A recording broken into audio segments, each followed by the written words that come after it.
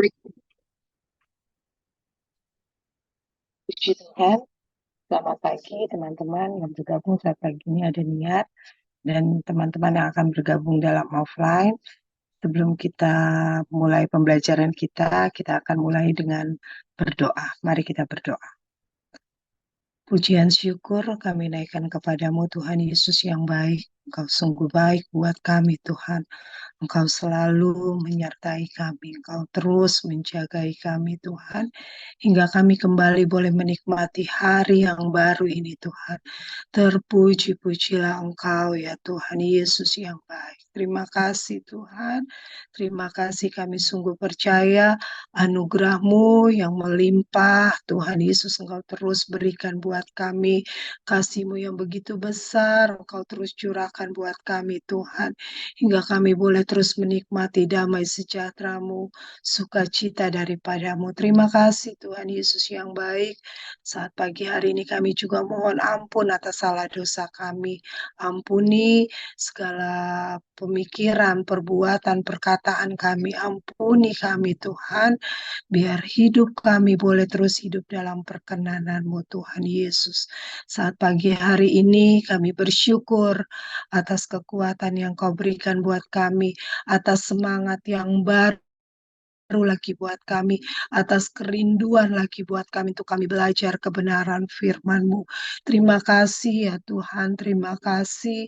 Tuhan tolong kami, Allah Roh Kudus, terus bantu kami untuk kami boleh lagi mengerti apa yang kami dengar, kami baca firman-Mu ini Tuhan, biar itu Tuhan Yesus, kami boleh Tuhan Yesus buahi dalam kehidupan sehari-hari kami Tuhan. Oh Tuhan, biar apa yang kami pelajari Tuhan Yesus dari hari ke hari akan kebenaran firman-Mu itu tidak sia-sia Tuhan. Terima kasih Tuhan Yesus yang baik. Terima kasih. Kami serahkan hamba-Mu yang akan memaparkan kebenaran firman-Mu. Kami sungguh percaya hikmat-Mu, urapan-Mu sudah Engkau berikan Tuhan. Biar hamba-Mu ini hanya menjadi alat Tuhan. Biar Engkau pakai mulut bibir hamba-Mu Tuhan untuk Engkau berkata-kata. Terima kasih Tuhan, terima kasih. Kami bersyukur dan bersyukur Tuhan. Oh Tuhan, teman-teman kami yang bergabung Kau juga berkati. Baik secara online saat pagi ini ada Niar Tuhan. Oh Tuhan, baik secara offline Tuhan, Kau saja yang Tuhan berkati kami semua. Biar apa yang kami pelajari itu mendatangkan berkat daripada-Mu. Kami bersyukur dan bersyukur, kami peralaskan doa kami hanya dalam nama Tuhan Yesus Kristus. Haleluya. Amin.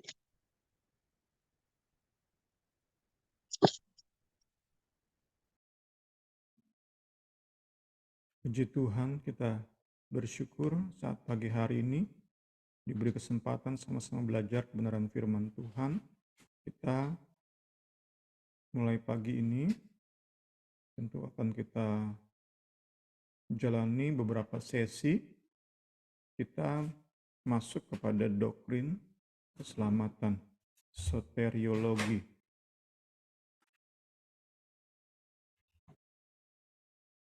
Kita awali dengan melihat makna kata keselamatan baik dalam PL maupun PB. Makna atau arti kata keselamatan dan turunannya tentu ya, selamat, menyelamatkan, diselamatkan. Kita akan melihat mengawali doktrin keselamatan dengan melihat makna atau arti kata keselamatan baik dalam perjanjian lama maupun dalam perjanjian baru.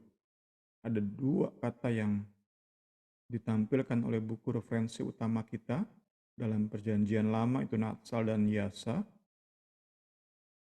Dalam perjanjian baru, sozo dan soter. Kita perlu memulai pembelajaran doktrin keselamatan dengan perjanjian lama. Karena di dalam perjanjian lama kita menemukan karya keselamatan ilahi dan juga kata-kata yang mewakili keselamatan itu.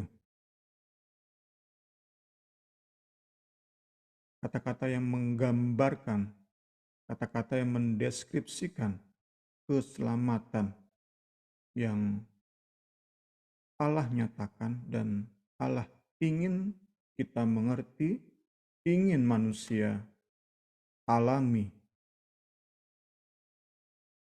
Itu dimulai dari perjanjian lama. Di PL juga kita dapati bayangan serta nubuat penggenapan dari karya keselamatan tersebut. Natsal lebih sering mengandung arti melepaskan, deliver,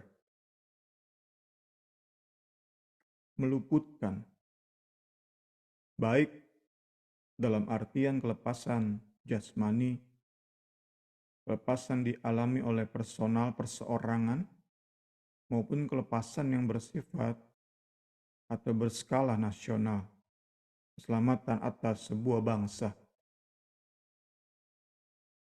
Sedangkan saat Natsal digunakan untuk menunjuk kepada keselamatan rohani, itu terkait atau tak bisa dipisahkan dengan pengampunan dosa. Tentu kita dapat melihat bagaimana dosa diperlakukan sebagai musuh, sebagai bahaya, sebagai momok, sehingga kita manusia perlu dilepaskan dari dosa.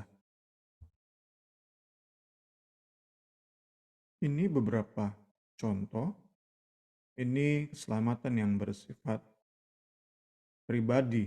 Lepaskanlah aku dari pedang, bersifat jasmaniah, dan nyawaku dari cengkraman anjing.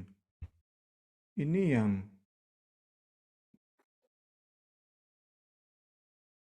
mencakup suatu bangsa, keselamatan yang bersifat atau berskala nasional. Sebab itu aku telah turun untuk melepaskan mereka dari tangan orang Mesir dan menuntun mereka keluar dari negeri itu ke suatu negeri yang baik dan luas, suatu negeri yang berlimpah-limpah susu madunya, tempat orang Kanaan, orang Het, orang Amori, orang Feris, dan orang Hewi, dan orang Yebus. Allah turun melepaskan bangsa Israel dari bangsa Mesir. Kemudian kita lihat Mazmur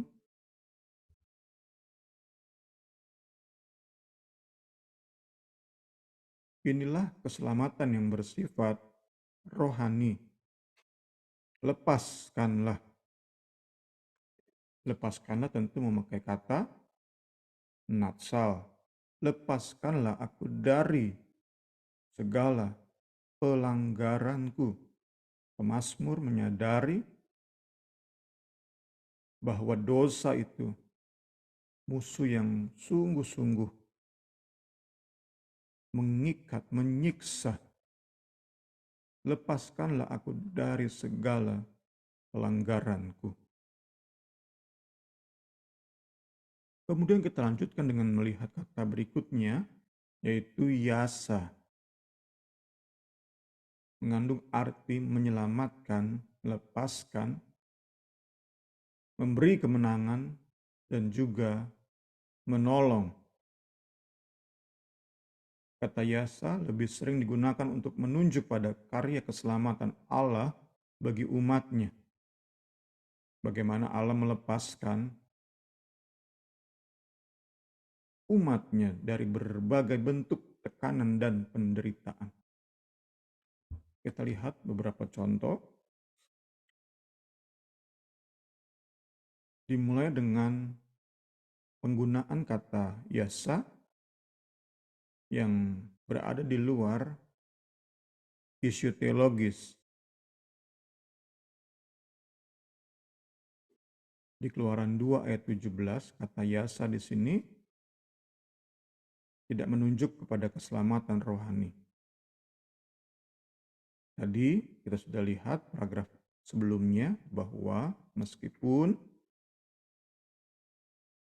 yasa banyak kali atau lebih sering digunakan untuk menunjuk kepada keselamatan rohani, namun tidak selalu digunakan untuk menunjuk pada keselamatan rohani.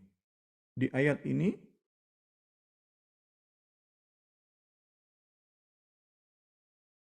bagaimana Musa menolong gembala-gembala.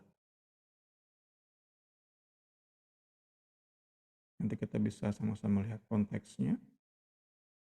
Penekanannya adalah Musa bangkit menolong mereka. Ini tentu tidak menunjuk pada karya Allah menyelamatkan umatnya. Tetapi sama menolong di sini menggunakan kata yasa. Nah, kalau di ayat ini baru kita dapati kata yasa menunjuk pada karya keselamatan Allah bagi umatnya. Bila sesuatu malapetaka menimpa kami, yakni pedang, penghukuman, penyakit sampar atau kelaparan, kami akan berdiri di muka rumah ini, di hadapan-Mu, karena nama-Mu tinggal di dalam rumah ini. Dan kami akan berseru kepadamu di dalam kesesakan kami, sampai Engkau mendengar dan menyelamatkan kami. Karya Allah menyelamatkan umatnya. Tidak heran jika kemudian kata yasa itu digabungkan dengan aku, my Savior, keselamatanku.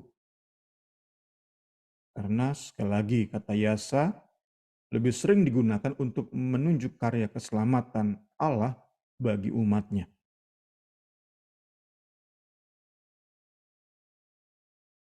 Raja Daud menyebut Allahnya keselamatanku, yasaku. Dari Daud, Tuhan adalah terangku dan keselamatanku. Kepada siapakah aku harus takut? Tuhan adalah benteng hidupku. Terhadap siapakah aku harus gemetar? Puji Tuhan. Puji Tuhan.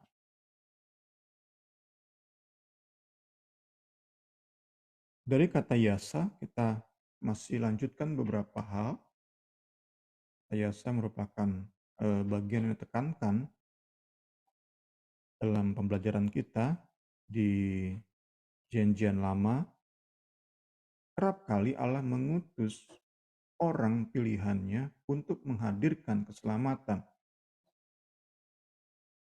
Namun, ada saat di mana halangan yang terlalu besar membuat Allah sendiri yang turun tangan menyelamatkan. Nah, halangan yang dimaksud di sini dalam konteks Nabi Yehezkiel itu menunjuk pada moralitas kita, moralitas manusia. Itu halangan yang demikian besar membuat Allah harus turun sendiri untuk menyelamatkan. Ia tidak mengutus orang pilihannya, tapi Allah sendiri turun. Aku akan melepaskan kamu dari segala dosa penajisanmu. Dosa kenajisan hanya bisa terlepas dari hidup kita. Kita hanya bisa diselamatkan dari dosa penajisan itu saat Allah turun tangan. Utusan-utusan Allah sehebat apapun,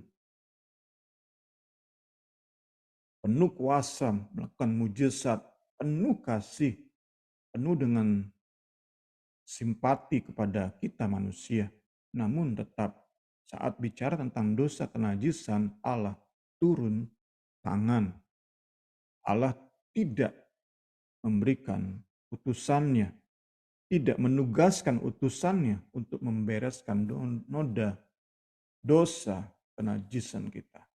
Satu ayat lagi di Yeskiel, tetapi aku akan melepaskan mereka dari segala penyelewengan mereka dengan mana mereka berbuat dosa dan mentahirkan mereka sehingga mereka akan menjadi umatku dan aku akan menjadi Allahnya. Ditegaskan dalam konteks Nabi Yehezkiel bahwa halangan yang terlalu besar itu yang tidak mungkin dibereskan oleh manusia, utusan Allah sekalipun, sehingga Allah harus turun tangan langsung.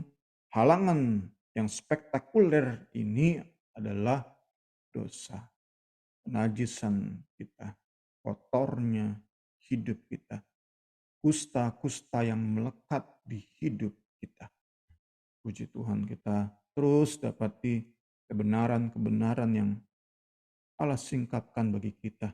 Tentu kita bergantung pada Allah Roh Kudus saat kita memanfaatkan buku referensi kita ini untuk belajar dan belajar. Puji Tuhan.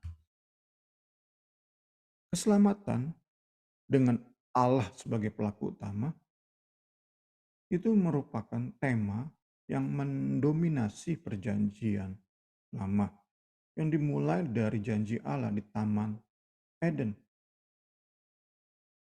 Janji yang merupakan kilauan pertama dari kemuliaan keselamatan Kristus. Aku akan mengadakan permusuhan antara engkau dan perempuan ini, antara keturunanmu dan keturunannya.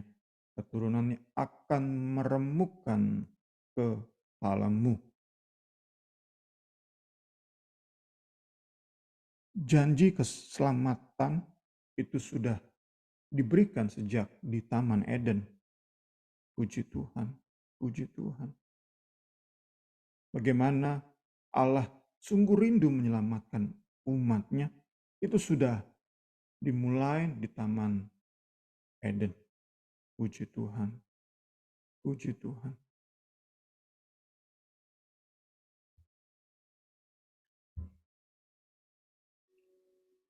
Pembahasan teologis terhadap kata yasa itu berpusat di Keluaran 14. Karya Allah membebaskan bangsa Israel menjadi gambaran dari karya keselamatannya bagi seluruh bangsa, bukan hanya Israel.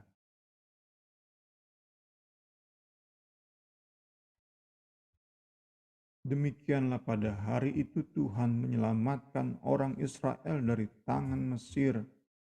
Dan orang Israel melihat orang Mesir mati terhantar di pantai laut. Allah menyelamatkan bangsa Israel itu menjadi prototipe, menjadi gambaran yang sempurna, gambaran yang demikian jelas, sketsa yang demikian nyata, yang tentu kita tahu bersama penggenapan dari sketsa tersebut ada di Kalvari. Puji Tuhan, terjadi di Kalvari. Puji Tuhan, puji Tuhan. Inilah penggenapannya, digambarkan atau dinubuatkan oleh Nabi Yesaya. Penggenapannya tentu di perjanjian baru, namun Yesaya sudah melihat oleh karya Roh Kudus, Yesaya sudah melihat.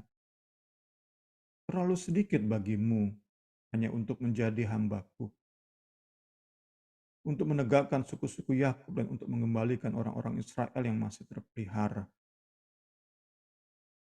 Tetapi aku akan membuat engkau menjadi terang bagi bangsa-bangsa, supaya keselamatan yang daripadaku sampai ke ujung bumi.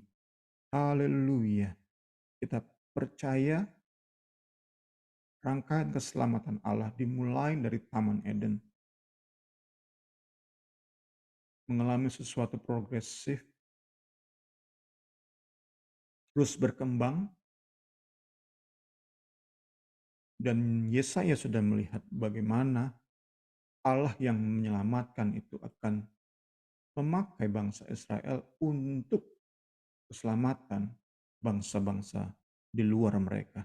Ini yang Yesaya lihat, puji Tuhan.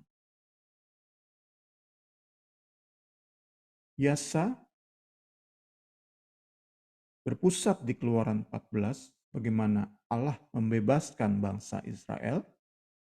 Kemudian Yesaya melihat bagaimana gambaran yang Allah berikan di Keluaran 14 itu digenapi dengan keselamatan Allah itu sampai ke ujung bumi, menjangkau bangsa-bangsa sampai ke ujung bumi. Itu yang kita dapati di Perjanjian Lama. Kita melangkah untuk melihat kata keselamatan di Perjanjian Baru. Sozo dan soter. Kita sudah, meskipun tentu sekilas dengan contoh yang sedikit, tentu saat kita ingin dalami, kita bisa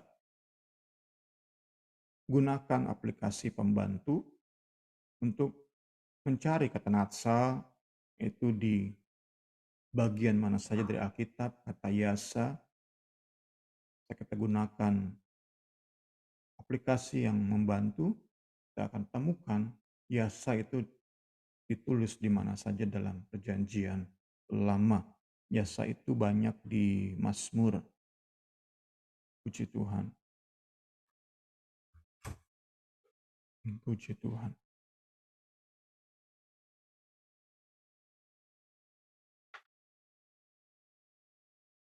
Sedikit sebagai tambahan, natsal itu digunakan 212 kali, yasa digunakan 354 kali.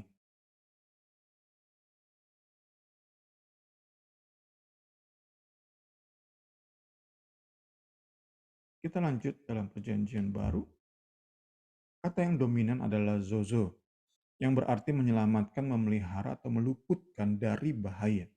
Digunakan untuk menunjuk pada tindakan penyelamatan dari sakit, dari kerasukan setan, ataupun dari kematian yang telah terjadi. Ini keselamatan dari sakit, sembuhan tentu dalam hal ini. Dan doa yang lahir dari iman akan menyelamatkan orang sakit itu, dan Tuhan akan membangunkan dia. Orang yang telah melihat sendiri hal itu memberitahukan kepada mereka bagaimana orang yang dirasuk setan itu telah diselamatkan, dilepaskan. Puji Tuhan, puji Tuhan, dari sakit, dari rasukan setan,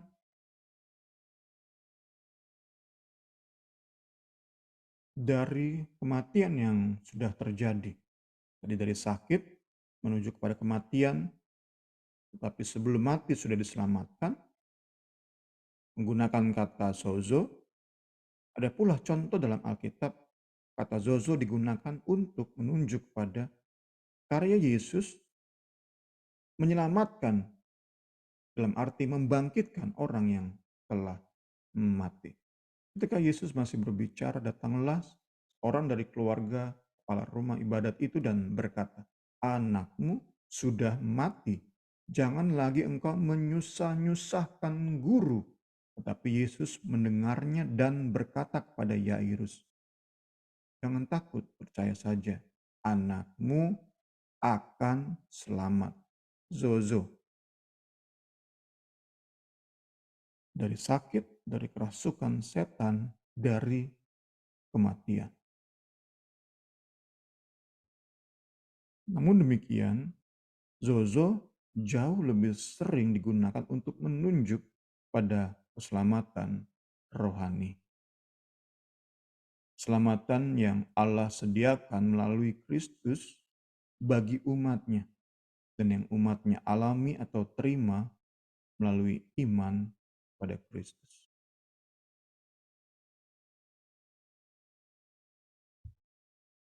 Perkataan ini benar dan patut diterima sepenuhnya.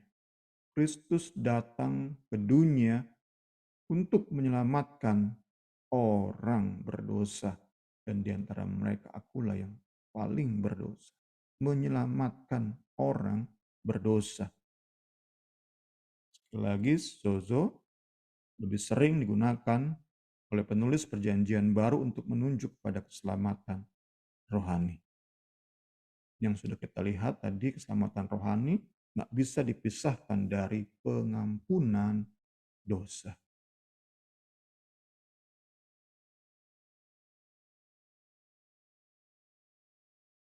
Diselamatkan oleh iman itu bukan hasil usahamu, tetapi pemberian Allah.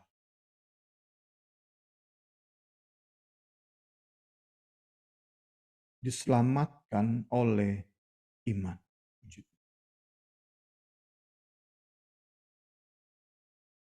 Kata berikutnya adalah soter. Kita dapati soteriologi sebagai nama dari doktrin keselamatan. Kata yang paling banyak digunakan oleh Septuaginta sebagai pengganti yasa.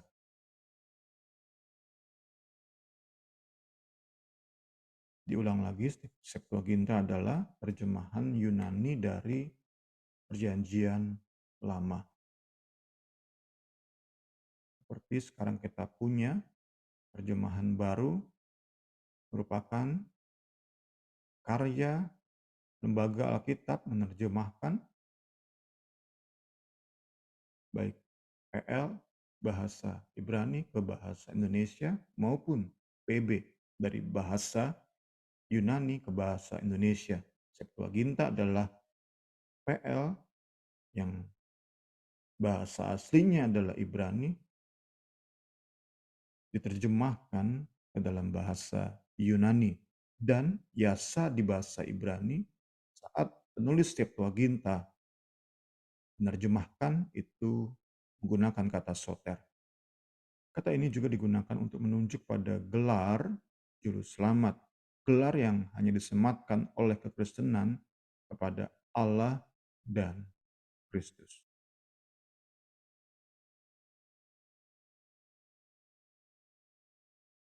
Dari Paulus, Rasul Kristus Yesus menurut perintah Allah, juru selamat kita. Allah juru selamat kita. Dari keturunannya lah, keturunan Daud,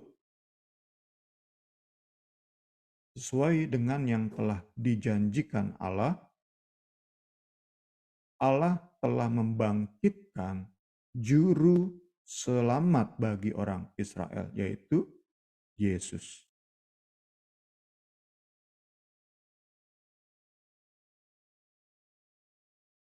Kata soter digunakan untuk menunjuk pada gelar juru selamat, gelar yang hanya disematkan oleh kekristenan, para rasul menyematkan gelar ini hanya kepada Allah dan Kristus. Kita masuk ke bagian selanjutnya, kita sudah lihat makna atau arti dari kata keselamatan baik di PL maupun di PB. Kita akan melihat selanjutnya adalah natur Allah dan manusia. Itu masuk ke dalam bagian Allah yang menyelamatkan sesuai dengan apa yang diperkenalkan oleh Perjanjian Lama. Jadi kita sudah lihat sebuah paragraf yang menyatakan bahwa tema yang mendominasi PL adalah bagaimana Allah menyelamatkan umat. Allah berinisiatif, berikhtiar menyelamatkan umatnya. Ini menjadi bahasan selanjutnya, Allah yang menyelamatkan. Mengapa keselamatan rohani dibutuhkan manusia? Dan bagaimana keselamatan ini terjadi? Dan bagaimana Allah menyelamatkan manusia yang butuh diselamatkan? Belum masuk ke bagian ini, kita diskusi sebentar. Silakan Ibu Rini.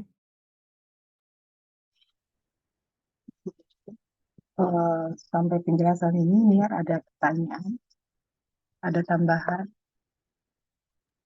Belum, Karini. Belum ya? Oke, kita lanjut ya.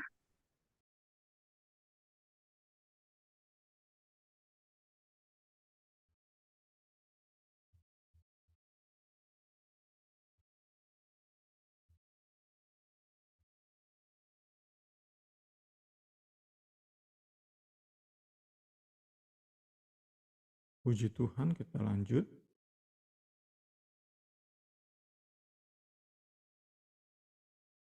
Natur Allah dan manusia. Kita lihat di bagian awal dari pembahasan kita lebih lanjut untuk melihat mengapa keselamatan itu manusia butuhkan dan bagaimana karya Allah menyelamatkan manusia itu terwujud.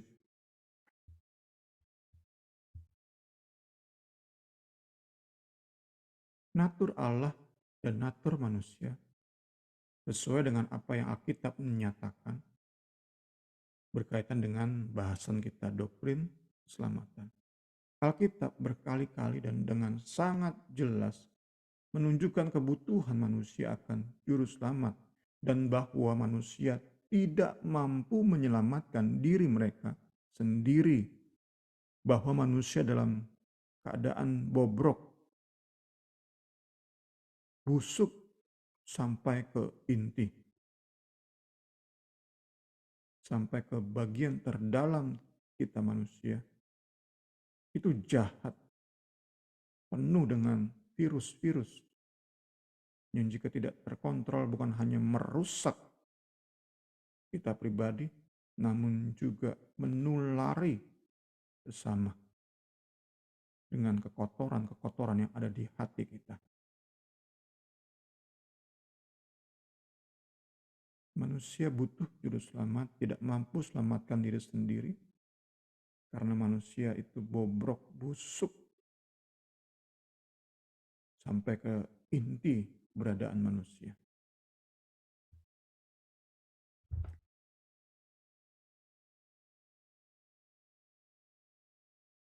Dimulai dari usaha Adam untuk menunjuk atau menutupi kenajisan diri dari pandangan Allah.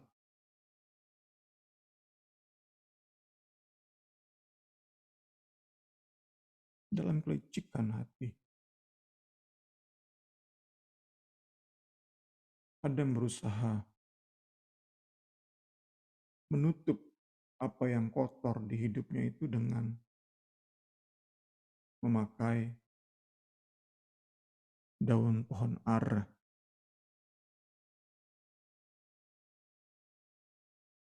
Kemudian dilanjutkan dengan amarah, pemberontakan dan pembunuhan dari Kain. Ini rangkaian-rangkaian yang Alkitab tuliskan bagi kita untuk menunjuk bahwa manusia itu rusak sampai ke inti. Itu di awal kejadian. Nanti di kitab Wahyu kita pun masih mendapat bagaimana rusaknya manusia. Ini yang terjadi di kitab Wahyu. Dan setelah masa 1000 tahun itu berakhir, iblis akan dilepaskan dari penjaranya. Dan ia akan pergi menyesatkan bangsa-bangsa. Pada keempat penjuru bumi yaitu Gog dan Magog. Dan mengumpulkan bangsa-bangsa untuk berperang. Dan jumlah mereka sama dengan banyaknya pasir di laut. Maka naiklah mereka ke seluruh daratan bumi lalu mengepung perkemahan tentara, orang-orang kudus, dan kota yang dikasihi itu.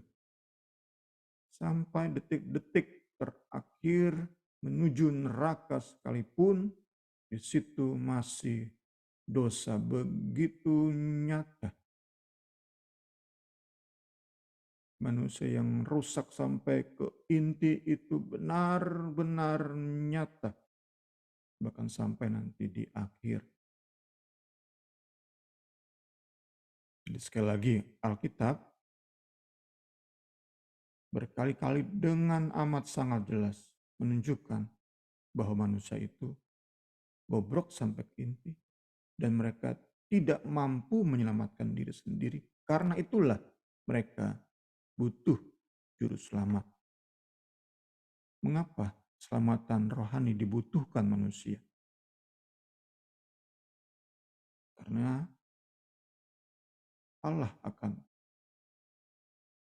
menghancurkan, menghukum, melemparkan ke dalam neraka dosa dan semua yang dinodai oleh dosa.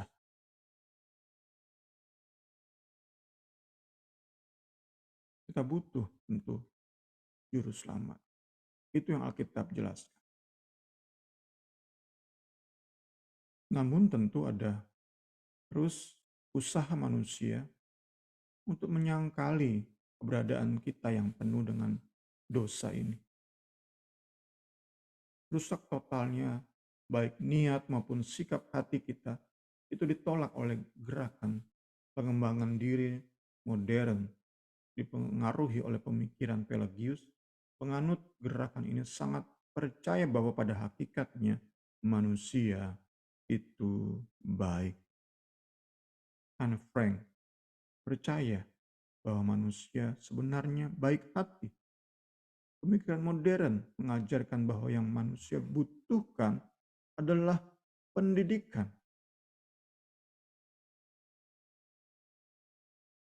Diberi ilmu pengetahuan, diberi wawasan, diberi pendidikan, etika. Itu yang diyakini oleh gerakan pengembangan diri. Diyakini oleh Pelagius dengan pemahamannya Pelagianisme. Yang manusia butuhkan adalah pendidikan, bukan keselamatan. Yang manusia butuhkan adalah kampus atau sekolah, bukan salib. Campus, not cross.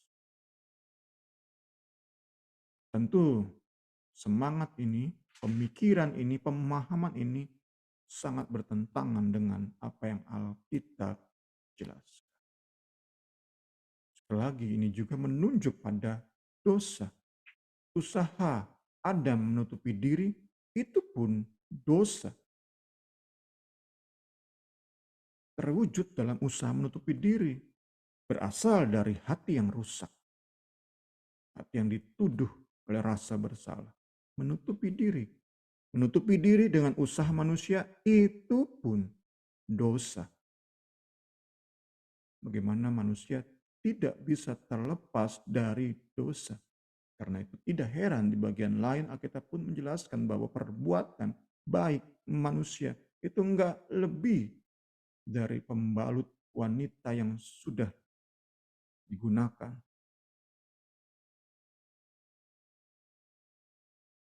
Tapi semangat Adam menutupi diri itu terus ada. Bahkan sampai detik ini. Dengan berkata, manusia pada dasarnya baik. Ini yang menjadi pemikiran Pelagius. Ini yang mendasari pemikiran Pelagius. Yaitu keyakinan bahwa Tuhan tidak memerintahkan sesuatu yang tidak mungkin untuk dilakukan oleh manusia. Pelagius melihat deretan perintah yang Alkitab berikan, yang Alkitab tulis. Pelagius melihat itu dan Pelagius anggap Seluruh perintah ini keluar dari Allah yang logis. Allah memberi perintah, pasti manusia bisa lakukan. Itu pemikiran Pelagius. Nggak mungkin dong Allah memberi perintah yang nggak bisa manusia lakukan.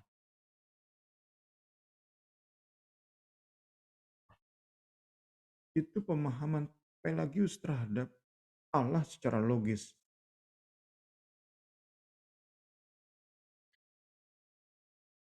Karena itu Pelagius yakin bahwa manusia memiliki kekuatan untuk melakukan yang baik asal mereka mau, asal mereka niat, asal mereka berjuang mati-matian. Manusia memiliki kekuatan untuk melakukan yang baik.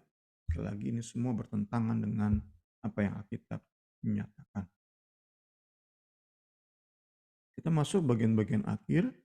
Saat pagi hari ini kita masih di pendahuluan untuk melihat lebih lanjut pada karya keselamatan Kristus yang tentu berpuncak di Kalvari, puji Tuhan. Kita lihat penegasan keterpisahan yang begitu jauh antara Allah dan manusia.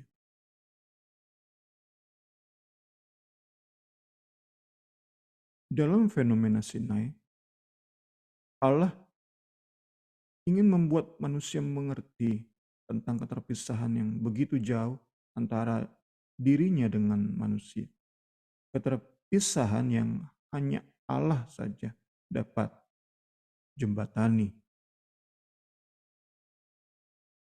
Ia pun memperkenalkan sistem pengorbanan sebagai jembatan ini.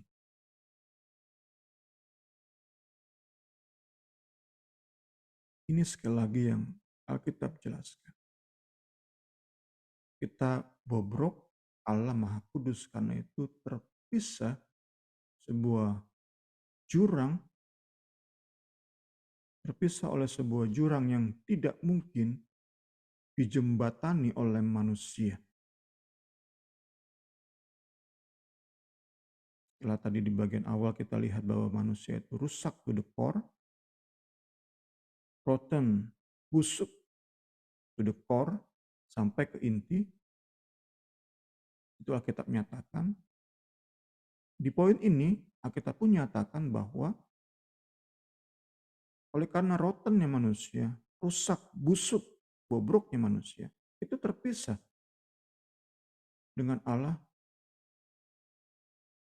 oleh sebuah jurang yang tidak mungkin dijembatani oleh manusia. Allah memperkenalkan sistem pengorbanan sebagai jembatan, pengorbanan binatang yang menunjuk pada pengorbanan Kristus di Kalvari. Ini yang sama-sama kita mau terus dan terus belajar. Dalam fenomena Sinai kita lihat beberapa ayat di Keluaran tentunya 19 dan 20 kita dapati fenomena Sinai. Sebab itu haruslah engkau memasang batas bagi bangsa itu berkeliling sekeliling gunung di mana Musa akan bertemu dengan Allah. Jagalah baik-baik. Jangan kamu mendaki gunung itu atau kena pada kaki gunung. Sebab siapapun yang kena kepada gunung itu, pastilah ia dihukum mati.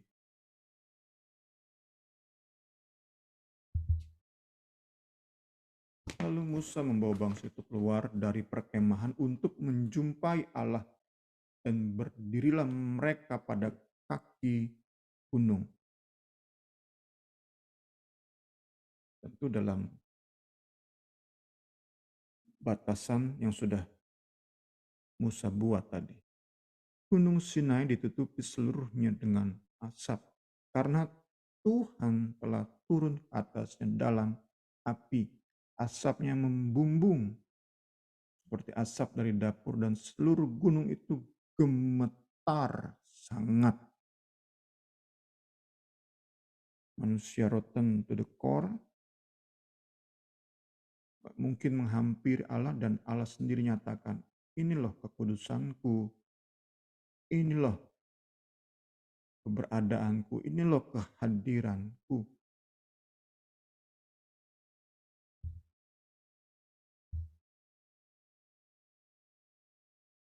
Seluruh bangsa itu menyaksikan guru mengguntur, Pilat sabung menyabung. Sangkakala berbunyi dan gunung berasap, maka bangsa itu takut dan gemetar dan mereka berdiri jauh-jauh. Mereka berkata kepada Musa, Engkaulah yang berbicara dengan kami, maka kami akan mendengarkan. Tetapi janganlah Allah berbicara dengan kami, nanti kami mati. Banyak kali kita yang hidup di zaman anugerah dipengaruhi oleh pemikiran modern. Jadi Pelagius dengan pemikirannya, Anne Frank dengan pemikirannya. Kita banyak kali dibuat tidak lagi takut kepada kekudusan Allah. Kita menganggap remeh kekudusan Allah. Bagian-bagian ini Keluaran 19:20 itu perlu kita baca, kembali ingat, renung-renungkan saat kita mulai menganggap remeh kekudusan Allah. Bagaimana Allah itu benar-benar khusus. Ruang lingkupnya. Manusia nggak bisa masuk dalam ruang lingkup Allah yang ia tentukan bagi kekudusannya. Manusia nggak bisa masuk ke situ. Saat kita lancang coba masuk, hukumannya satu, mati. Itu yang Keluaran 19 dan 20 ajarkan kepada kita. Khususnya manusia modern yang hidup di zaman anugerah yang banyak kali tergoda untuk menganggap remeh kekudusan Allah. Sembarangan saja kita datang kepada Allah. Kembali teringat kemarin ngobrol dengan Mas Jimmy tentang latar belakangnya yang Katolik. Ada hal-hal yang atau ritual-ritual yang saya renungkan, oh bagus juga. Mengajarkan kita bahwa untuk masuk ke gereja, masuk ibadah, masuk hadirat Tuhan, itu ada ritual yang perlu dilakukan untuk menyadarkan kita bahwa kita sedang menghadap kepada Allah Maha Kudus, Maha Mulia.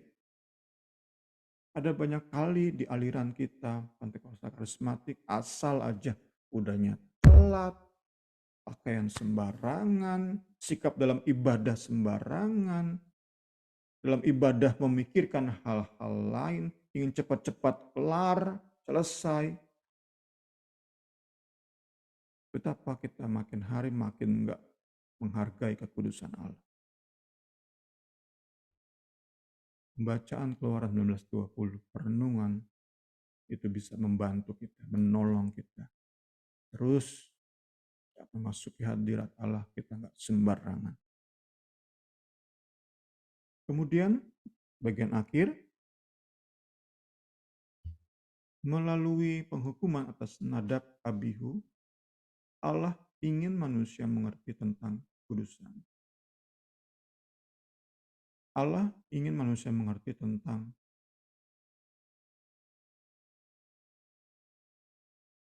ketidakmungkinan, kemustahilan manusia memasuki kekudusan Allah dengan cara sendiri, dengan metode sendiri, dengan inisiatif sendiri.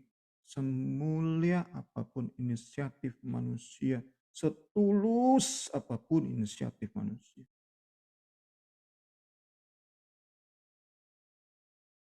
ia tidak mau manusia menggunakan cara-cara sendiri untuk datang kepadanya. Inisiatif datang dari Allah. Ini yang Allah ingin manusia, ingin kita semua terus dan terus ingat, tak pernah lupakan. Manusia hanya penerima, penanggap inisiatif Allah. Saat kita sudah merasa bahwa kita pantas mendekati Allah, kita punya cara kita punya kemampuan mendekati kekudusan Allah, itu bertabrakan. Kita sedang menentang apa yang Allah nyatakan. Allah seperti ini, jelaskan, kita bilang salah itu, nggak benar itu. Itulah yang terjadi saat kita berusaha mendekati Allah dengan kekudusan kita, dengan perbuatan baik kita, dengan disiplin rohani kita, dengan peraturan-peraturan manusia lainnya, dengan ibadah buatan sendiri. Hanya ada hukuman, hanya ada kutukan. Itu yang akan kita alami. Kristen boleh kita, rajin ibadah boleh kita ini, rajin pelayanan bahkan. Tapi cara manusiawi, ibadah buatan manusiawi, aturan-aturan yang meski disertai dengan penyangkalan diri, meski disertai dengan disiplin rohani, semua itu mendatangkan kutukan dan hukuman. Tetapi Nadab dan Abihu sudah mati di hadapan Tuhan di padang gurun Sinai ketika mereka mempersembahkan api yang asing ke hadapan Tuhan. Segala hormat kemuliaan bagi Yesus Kristus. Diingatkan kita pagi hari ini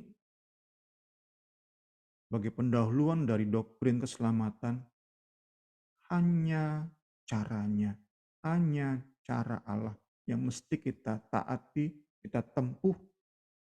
Di situ ada perkenanan, di situ ada pengampunan dosa, di situ, di jalan itu, di jalan yang Allah pilih itu, ada kehidupan kekal, ada keselamatan, ada keluputan, ada kelepasan, ada kemenangan. Sesuai dengan arti-arti yang sudah kita dapati dari kata-kata yang kita lihat di PL maupun di PB.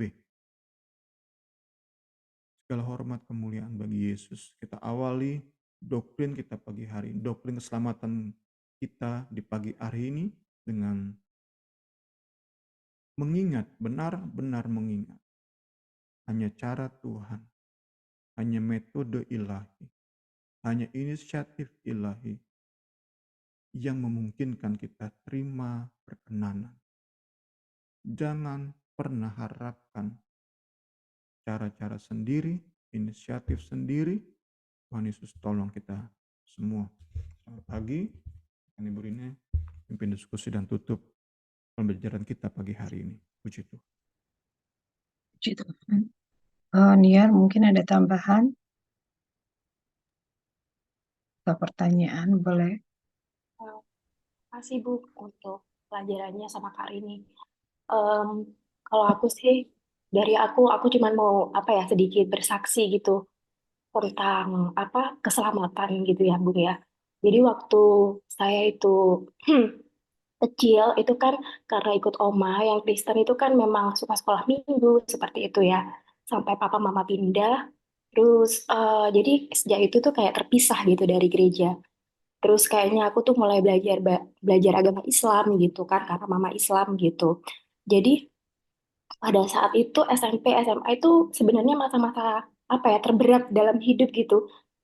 Kerasa banget gitu loh Bung, kayak keterpisahan itu dalam diri saya gitu. Kayak saya tuh sering takut, sering gelap banget gitu loh. Tapi di masa-masa itu tuh nggak ngerti apa yang terjadi gitu. Cuman pada saat itu semakin saya itu belajar tentang agama Islam itu waktu itu tuh yang dalam pikiran tuh kayak Tuhan, kayak saya tuh berdosa banget gitu loh, karena setiap hal itu nggak bisa menyenangkan hati Tuhan gitu. Jadi apa ya, kayaknya itu masa depan tuh gimana ya, nggak punya harapan gitu loh, karena memang sadar gitu bahwa sedikit pun kita tuh masuk neraka, sedikit ada hal-hal kecil kita tuh akan masuk dalam penghukuman gitu loh. Tetapi ya puji Tuhan gitu, semakin Tuhan tuh boleh meluputkan saya, boleh memilih gitu, maksudnya menyelamatkan gitu dengan, dan ada pengalaman-pengalaman baru sama Tuhan gitu. Yang saya syukuri adalah pengalaman-pengalaman yang berat itu sebenarnya membuat saya tuh lebih bersyukur gitu apa arti keselamatan gitu. Pada waktu saya kembali lagi mendengar pada waktu itu di Jepang, waktu itu ingat gitu pada saat itu bahwa kita tuh punya pengharapan gitu. kita mati, kita berkumpul sama Tuhan Yesus lagi. Kita akan meninggal, kita akan apa namanya? Tuhan Yesus tuh karena hidup kita tuh punya harapan akan hari esok. Itu tuh kayak titik di mana kayak ditampar banget, terus kayak seneng banget. Sejak itu tuh lain gitu. Dulu-dulunya mungkin suka insecure, insecure-nya tuh bukan apa-apa karena kayak kepikiran itu gitu berlama-lama gitu kayak apa punya banyak pertanyaan yang nggak terselesaikan gitu soal dosa, soal karena manusia memang benar-benar bobrok gitu Bu, nggak bisa nyelamatin diri sendiri dan apa yang saya lakukan tuh nggak bisa nyelamatin diri saya sendiri gitu. Tapi memang benar-benar Tuhan Yesus tuh apa ya ajaib banget gitu dan apa yang Ia lakukan dalam hidup kita, firman-Nya itu memberitahukan kita bahwa tentang keselamatan itu menurut saya tuh udah komplit, udah masuk banget gitu, nggak ada kekurangan satu apapun. Jadi itu aja sih yang bisa saya uh, sharekan. Makasih Niar untuk share-nya, untuk berbaginya, biar eh, tambah hari kita tambah kuat, kita bisa menghargai keselamatan yang Tuhan berikan buat hidup kita masing-masing. Puji Tuhan, kita akan tutup pembelajaran pagi ini. Nanti Niar yang berdoa ya. Silakan. Mari kita berdoa. Tuhan Yesus, terima kasih ya Bapa untuk pagi ini. Kami sudah mendengarkan firman-Mu ya Tuhan. Kami mendengarkan kebenaran Tuhan, karya Tuhan yang luar biasa ya Bapa. Engkau yang sudah mati bagi kami, Engkau yang menebus dosa kami ya Tuhan Yesus. Terimalah kami ini ya Tuhan, ini anak-anak-Mu yang tak berdaya ya Tuhan Yesus, yang kotor, yang hina ya Bapa. Tetapi Tuhan mau memberikan kami pengharapan akan kehidupan kami ya Bapa. Tuhan yang mau terus membentuk kami, menguduskan kami, menyelamatkan kami, hingga hari demi hari kami boleh berlayak kepadamu ya Tuhan Yesus. Tuhan ampuni atas dosa dan kesalahan kami ya Tuhan Yesus. Kalau banyak dari kami yang mungkin menyanyiakan ya Tuhan Yesus, apa arti keselamatan, apa arti pengorbanan Tuhan, yang kami nggak melihat dengan sungguh ya Tuhan, arti kekudusan-Mu ya Tuhan Yesus. Tetapi pada hari ini dan mulai saat ini kami berdoa Tuhan, Tuhan yang jamah setiap hati anak-anak-Mu ya Tuhan Yesus. Kami boleh melihat ya Tuhan Yesus, lebih heran lagi apa arti ya Tuhan Yesus, kematian-Mu, kebangkitan-Mu, penebusan-Mu ya Bapa. Siapakah Engkau ya Tuhan Yesus yang begitu kudus ya Tuhan Yesus yang begitu mulia sehingga dalam pelayanan, sehingga dalam setiap ibadah ya Tuhan Yesus, kami boleh ya Tuhan Yesus mempersembahkan yang terbaik bagimu ya Bapa. Tidak menyanyiakan segala kesempatan, tetapi ya Tuhan Yesus, kami boleh ya Tuhan Yesus memuliakan Engkau lebih heran lagi ya Bapa. Terima kasih ya Tuhan. Engkau juga terus ya Tuhan, tolong Bung Semi dalam pembelajaran yang baru ini ya Tuhan Yesus, hikmat dari Tuhan, apapun yang Tuhan ingin katakan, Tuhan yang terus ya Tuhan Yesus mendorong Bung Semi lebih heran lagi ya Tuhan Yesus. Memberikan sumber-sumber yang tepat buat Bung Semi untuk belajar ya Tuhan Yesus. Haleluya. Memberikan Amin. dia pertolongan-Mu ya Bapa, segala Haleluya. segala apa yang Haleluya. dari mu ya Tuhan Yesus, boleh Tuhan tumpahkan buat Bung Semi ya Bapa.